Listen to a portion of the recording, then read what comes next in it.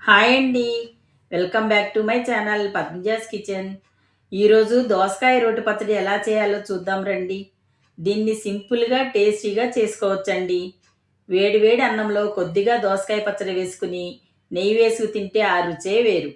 కమ్మనైన రుచి గల ఈ దోసకాయ పచ్చడి ప్రాసెస్ ఎలాగో చూద్దామా?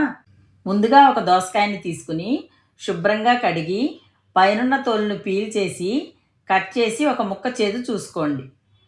నేను తీసుకున్న దోసకాయలో గింజలు చేదుగా ఉన్నాయి కాబట్టి గింజలు తీసేసి చిన్న ముక్కలుగా కట్ చేస్తున్నానండి. దోసకాయ పచ్చడికి గింజలు కూడా వేసుకుంటే పచ్చడి రుచి చాలా బాగుంటుందండి. మీ దోసకాయ గింజలు తీయగా ఉన్నట్లయితే తప్పకుండా గింజలు కూడా వేయడానికి ట్రై చేయండి. దీంతోపాటు వంకాయలు, టమాటాలు కూడా కట్ చేసి కొత్తిమీర, కరివేపాకును కడిగి పక్కన పెట్టుకోండి. ఇప్పుడు స్టవ్ వెలిగించి ప్యాన్ పెట్టుకుని కొంచెం ఆయిల్ వేసుకోండి. దానిలో 2 టేబుల్ స్పూన్స్ పల్లీలు వేసుకొని కలుపుతూ 2 నిమిషాలు వేయించండి. పల్లీలు కొంచెం వేగిన తర్వాత దానిలో 1 స్పూన్ ధనియాలు వేసి ఇవి 2 దోరగా వేగే వరకు వేయించి ఒక ప్లేట్లోకి తీసుకోండి.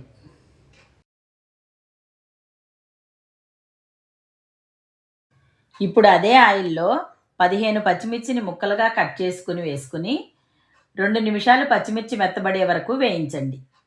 దానిలో ముందుగా కట్ చేసి పెట్టుకున్న వంకాయ ముక్కలను వేసి అడుగు మాడకుండా మధ్య మధ్యలో కలుపుతూ వంకాయ ముక్కలు మెత్తబడే వరకు వేయించండి. పచ్చిమిర్చిని మీకు ఎంత స్పైసీగా కావాలనుకుంటే దాన్ని బట్టి తీసుకోండి. ఇలా వంకాయలు మగ్గిన తర్వాత వాటిని కూడా అదే ప్లేట్లో పెట్టుకోండి.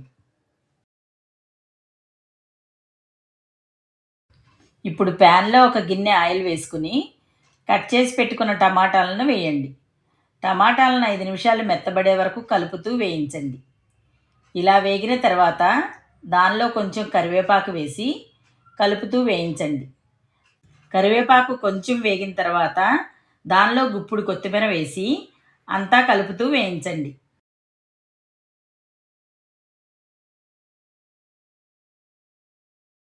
ఇలా వేగిన తర్వాత దానిలో ఉసిరికాయంత చింతపండు వేయండి. టమాటాలు పూర్తిగా మగ్గిన తర్వాత దించి పక్కన పెట్టి చల్లారనివ్వండి.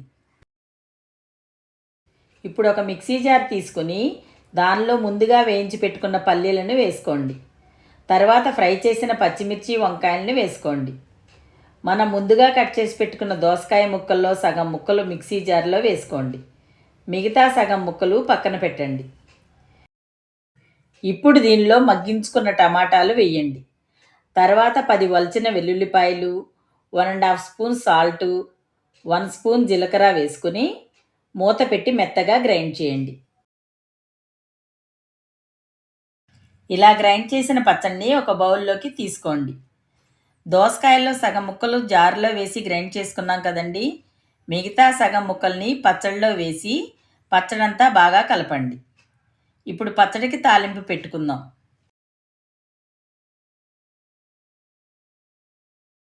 స్టవ్ పై ప్యాన్ పెట్టుకుని దానిలో 2 గిన్నెల ఆయిల్ వేసుకోండి.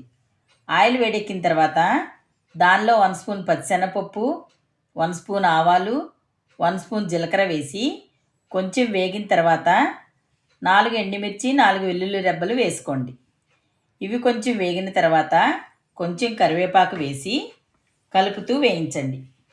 ఇలా వేసిన తర్వాత 1/2 స్పూన్ పసుపు వేసి మరికొంతసేపు వేయించండి. తర్వాత దీనిలో కొంచెం ఇంగువ వేసుకుని ఒకసారి అంతా కలిపి దించేయండి. ఇలా రెడీ చేసుకున్న తాలింపును బౌల్లో ఉన్న పచ్చడిలో వేయండి.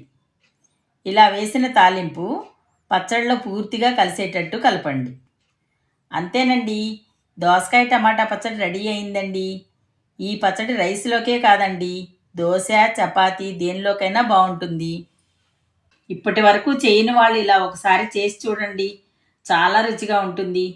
మీరు కూడా ఇదే విధంగా ట్రై చేసి ఎలా వచ్చిందో కామెంట్ రూపంలో తెలియచేయండి. మా వీడియో మీకు నచ్చినట్లయితే లైక్ చేయండి, షేర్ చేయండి, సబ్స్క్రైబ్ చేయండి. అలాగే మేము పెట్టే ప్రతి రెసిపీ మీకు నోటిఫికేషన్గా రావాలంటే పక్కనున్న బెల్ ఐకాన్ క్లిక్ చేసి ఆల్ అనే ఆప్షన్ సెలెక్ట్ చేసుకోండి.